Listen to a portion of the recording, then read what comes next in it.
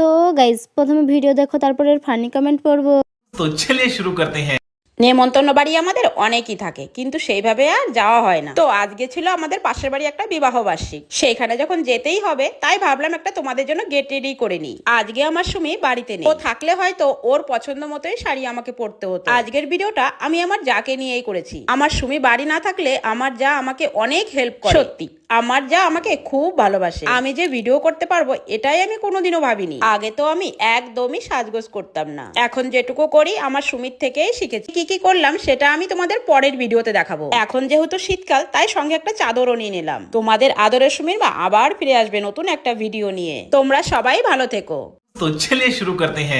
আচ্ছা ও কাকিমা, তুমিও তো বনবন করে ঘুরো কেন? बात तो सही है। আগে টাকা ছিল না, সাজগোজ ছিল না, এখন টাকা আছে, সাজগোজ আছে ঠাকুমার। না কাকিমা, আপনার ভুল ধারণা এটা। সুমি আমাদের কারোর আদরের না।